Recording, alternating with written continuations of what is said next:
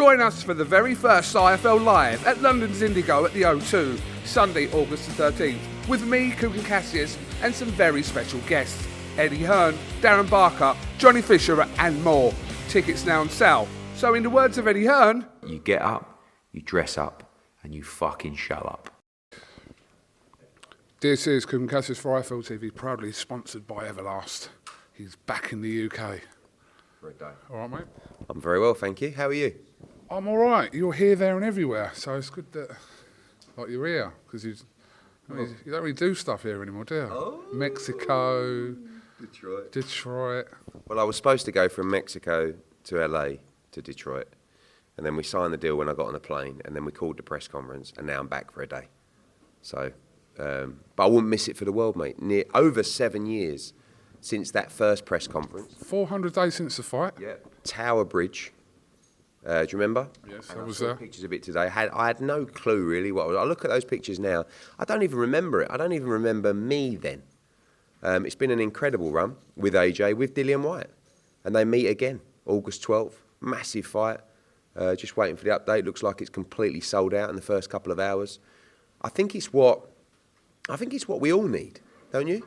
Absolutely. I think it's what British boxing needs. I think it's what Matchroom need. I think it's what DAZN need. I think it's what AJ needs. I think it's what Dillian Whyte needs. And, you know, I mean, you live in the strange social media world where, you know, people want to comment and say, who's interested in this? It's like, probably the 18,000 that bought a ticket in the first couple of hours, or the hundreds of thousands of people that will be watching on the night, and millions of people around the world. This is a massive, massive, massive fight, and they're going to come together in about an hour. I think it's safe to say that your relationship with Dillian Whyte has had its ups and downs. He's fighting, he has signed the contract, he's taking whatever money he's taking, but how difficult was the whole process from his side?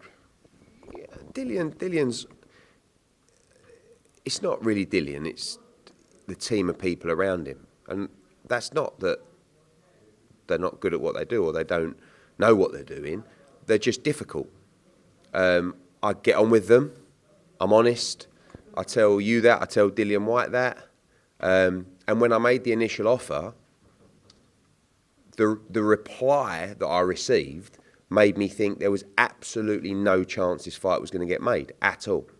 I gave them our best number straight off the bat, no games. And when I got the reply, I thought there's absolutely no way this fight happens. When I went to AJ about this fight, I said to him, look, I want you to fight before Deontay Wilder. He said, I would like to as well. Derek James says, I would like to. Everybody was on board. But you have the deal in Saudi, which is pretty much done, of one of the biggest fights in boxing for a huge amount of money. So I said to him, what's your thoughts on an opponent for August? And he said, Dillian Whyte. And I said, okay, look, I'll make the offer. We made the offer. Dillian's team came back. I said, look, forget Dillian Whyte. That fight's not happening. You know, every time we make an offer or send an email, they go to TalkSport or they go to Sky Sports within 5 minutes. They're just playing games. I'm just being honest. So we started to look at other opposition, and he weren't interested, AJ. You know, I talked about Wallin, I talked about Kabayao, I talked about Hrgovic, I talked to all these guys, and he was like, yeah. I mean, Helenius came out. He's like, why fight Helenius? Wilder knocked him out in a round.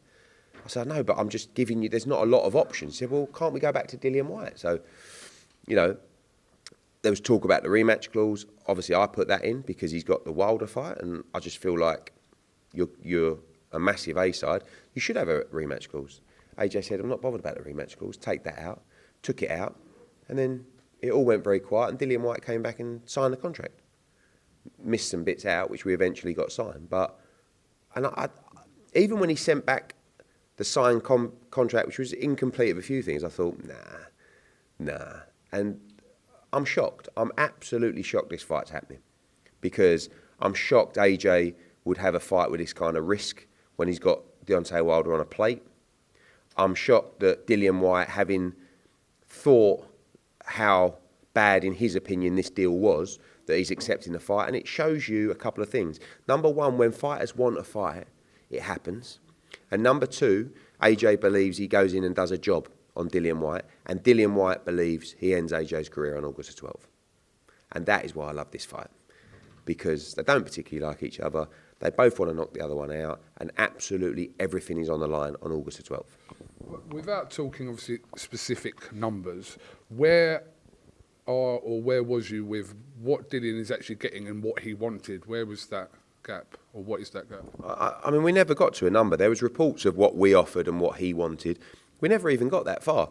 I made our best offer straight off the bat, and they come back and basically said it is miles away from what we would consider. Also, don't forget, August 12th at the O2 had been planned for a while.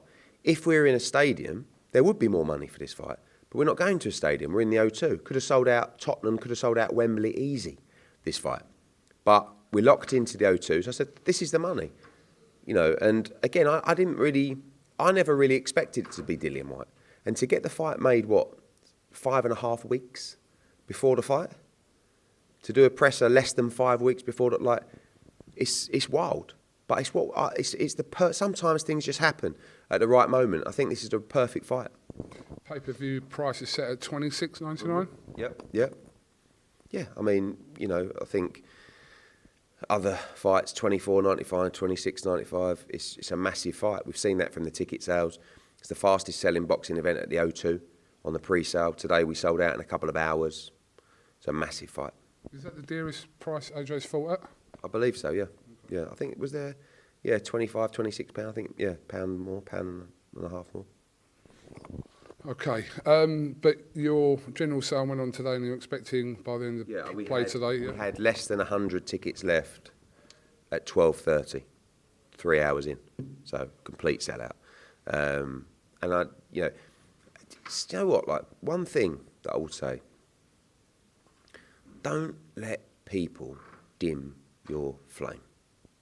Because if you read too much, you start like... I sat down with Frank Smith in Mexico and I said, do you think this sells out?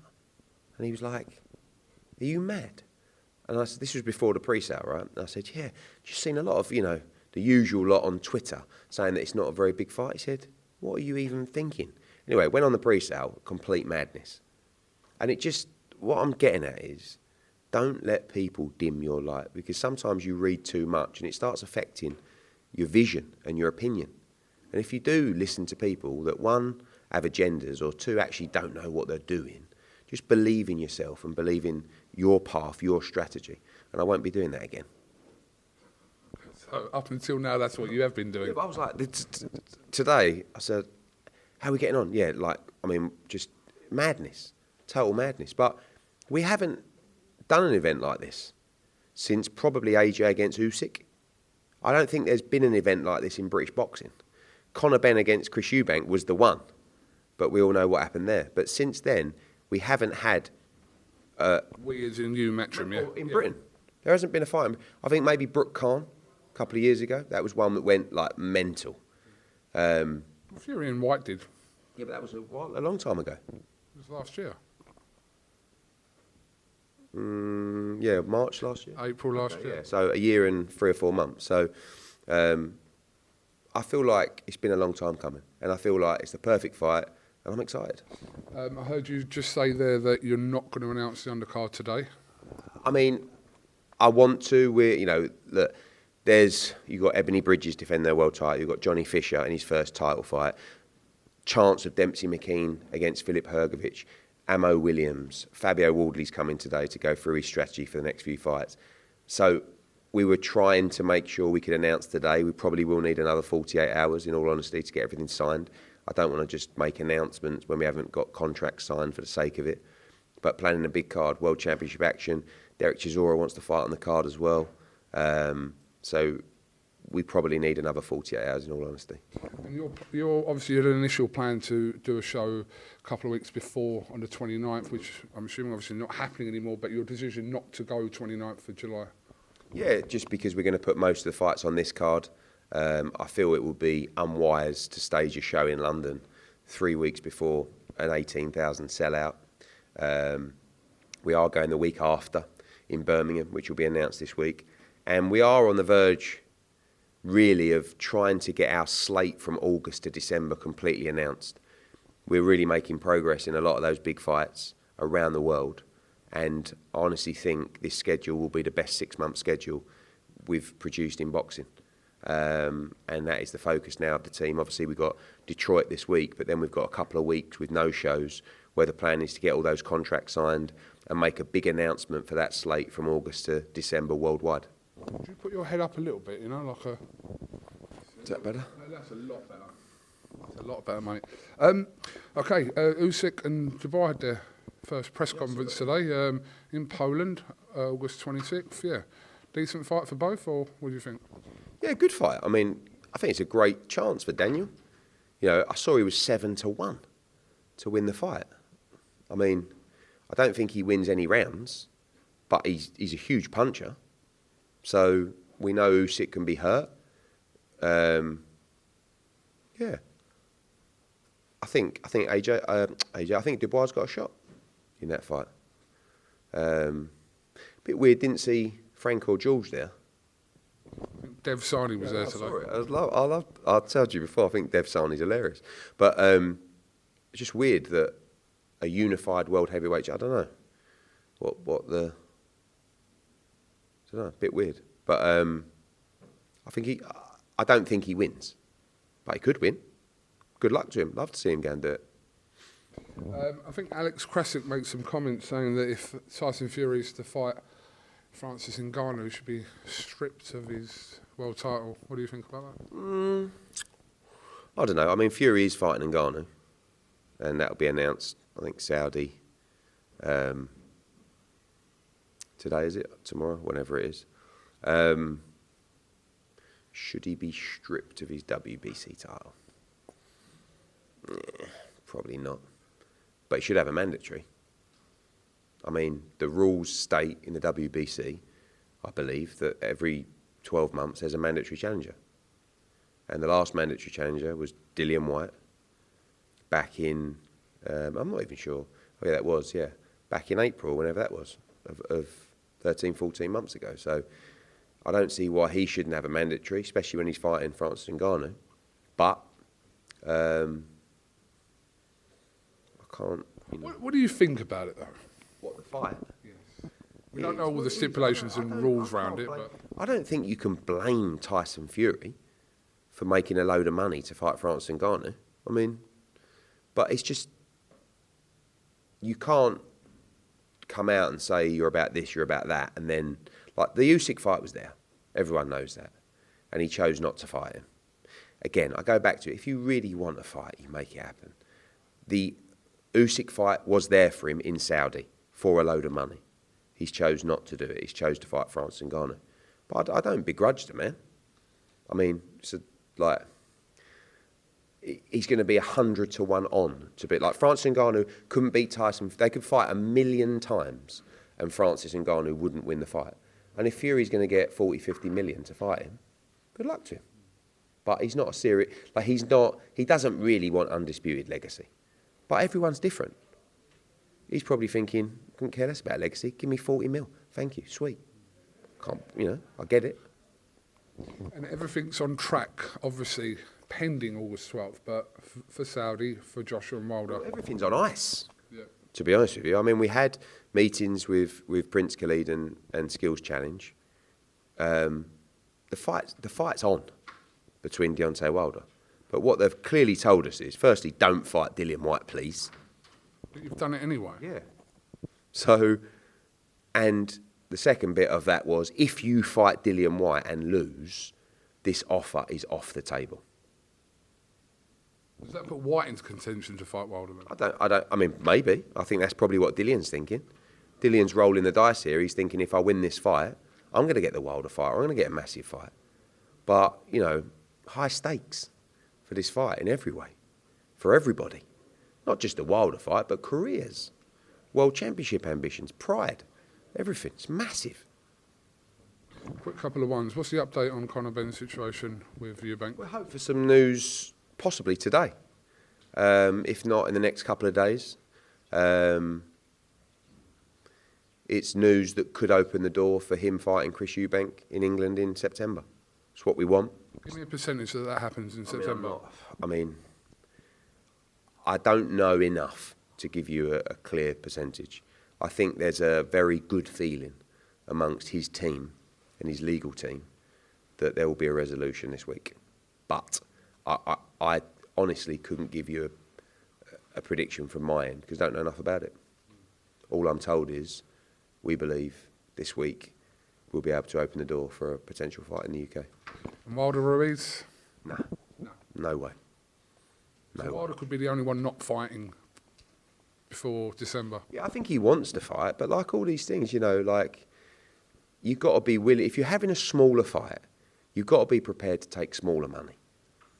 And some people look at the money for smaller fights. This is the risk that AJ had, really, taking a fight against someone with low risk, low name for small money and not really getting yourself up for it. They're sometimes the most dangerous fights.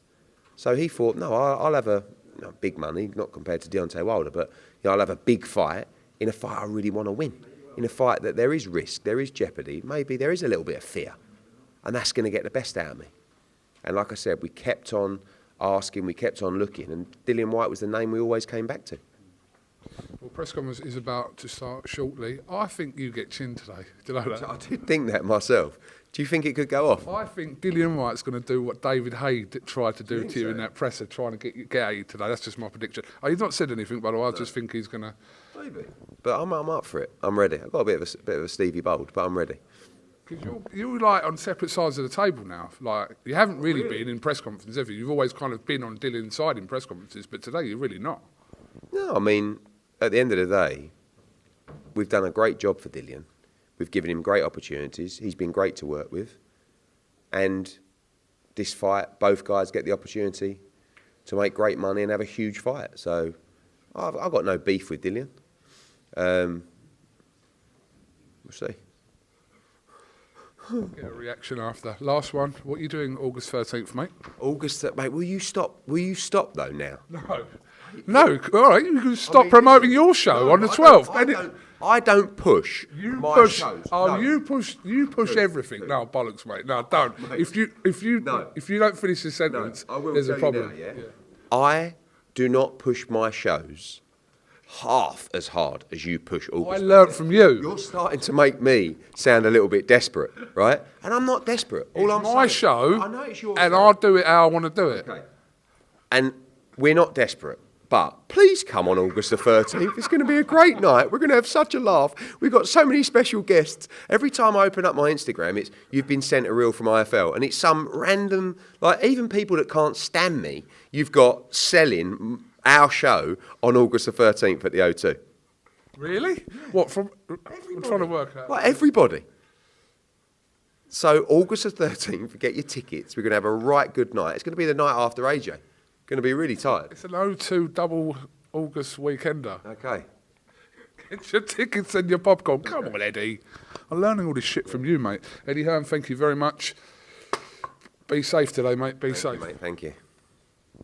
Join us for the very first IFL Live at London's Indigo at the O2, Sunday, August the 13th, with me, KUGAN CASSIUS, and some very special guests. Eddie Hearn, Darren Barker, Johnny Fisher, and more. Tickets now on sale. So in the words of Eddie Hearn... You get up, you dress up, and you fucking show up.